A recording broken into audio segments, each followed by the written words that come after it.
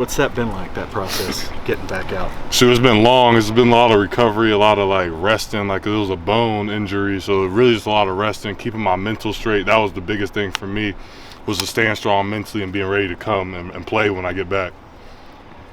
How much family support do you have when you are doing that patient thing, just waiting for them and having that support from them? A lot. Like my dad's been through the same thing multiple times. He had multiple ACL injuries when he was in the league too. So just going through that process, knowing that they've been through it too, my grandpa as well, and just kind of having that backbone support really made it easy for me. I had my head focused on coming back. Any problems trusting yourself Saturday, or did you know you were ready? No, I knew I was completely ready. I was ready to go out there to play. I was eager to play, honestly. Yeah, I was. I had some nerves flying, but I was eager to get out there. How'd you feel like it went for you, just individually? I feel like I could have did a lot better. I feel like I definitely could have played a lot better. First game back stuff, was kind of timid towards some things, not triggering when I should. So a bunch of little things like that, all fixable things though, all things that are going to be fixed immediately as of today. So this week you won't see it. Like Auburn week, were there times you thought you might have been able to play against Auburn, or were those like late in the week, okay, I got to give it some more time? Actually, yeah, I thought it could have been a possibility, but then we just ended up taking a smart route, giving an extra week going into that bye week. Basically just give it more rest so I could really be 100% going into this week. So I appreciate them for doing that and looking out for me. Let's talk about the correctable stuff. It's just as simple as knock the rust off. Yeah. Get to the speed of the game. Yeah, it was really just you're playing timid a little bit. You just your first game experience out there, and you happen to go against a really good team too as well. So it was really just getting some of that stuff out of my system, getting some of them nerves out, which came out quick. But going week by week is going to get better and better. So I say going into this week, I'm completely ready to go. Describe the injury itself. When did you know what happened? How did you know what happened? It happened during a summer workout, like the end of July. We were just doing a team run, and I was finishing through, and my foot literally had popped. So I ended up getting a stress fracture in my foot. So it was just a long process of doing nothing, basically. A lot of healing, a lot of just doing nothing. So, spent time getting my upper body right, just kind of getting stronger, keeping my mental straight, getting a lot smarter, in the football room and the film room and things of that nature. So I feel like I spent my time well.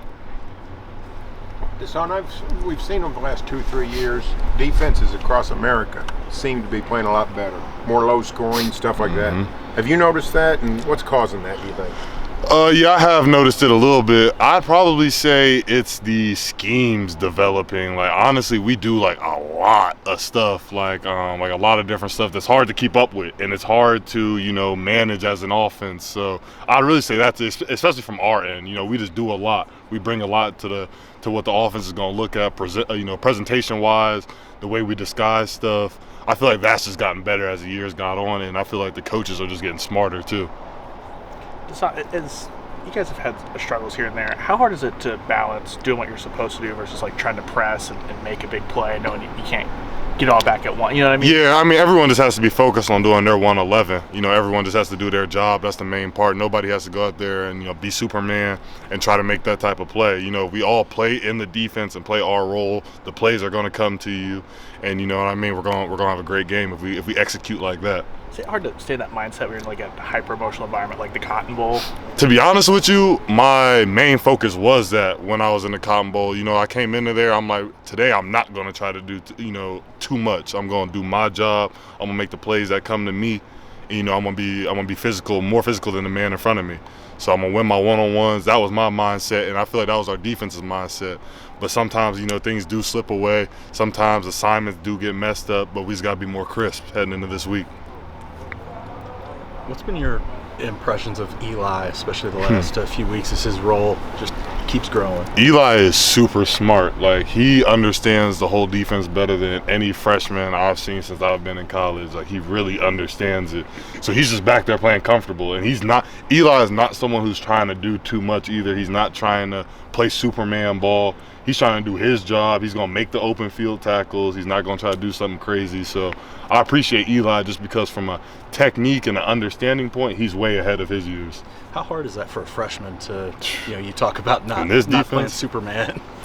In this defense, it could be hard. It could be hard to go out there and just be focused and have your eyes right on just your job. You know what I mean?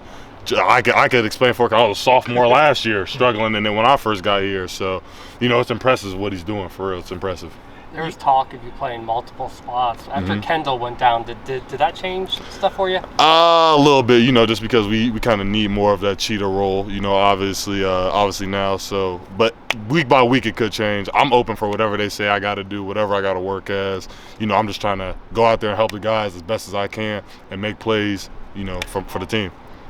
You can appreciate that, Eli and Peyton. What's it like seeing that brother relationship? I know you can see that perspective as well, seeing those two. Yeah, no, it's great. You know, they're real close to each other. You know, it makes me miss my brother when I see it. So definitely, they have a great bond, especially when they're on the field together. We even like seeing that, you know, when Peyton's at safety on the same side as Eli. Like, that's the dream, you know what I mean? As two brothers, so I know that they both love it, and they can't wait to get back out there. What's it been like talking to your brother during the season, and you know, as that has evolved a little bit after last year? Yeah, and you know, it's been good. He's been going through a little injury himself, but he just got cleared, so shoot, he's back ready to go now too. And it's been good though. He loves it up there, and that's the main part for me, was I just wanted him to be happy where he was at. You know, a place that's going to develop him too, you know, on and off the field, you know, into the man that he wants to become. So I feel like Louisville's doing a great job at, you know, developing Dad. What was that week like where brother was going against dad? Oh, yeah, it was crazy. They were hyping it up in our group chat, too, on who was going to win that game. You know, Notre Dame got the best of them. But, shoot, they were excited. I know Day wished he was cleared that week to play in that game. But, no, it was a lot of excitement from the family. My mom didn't know which side to go for. All good? Yep, appreciate y'all. Appreciate you.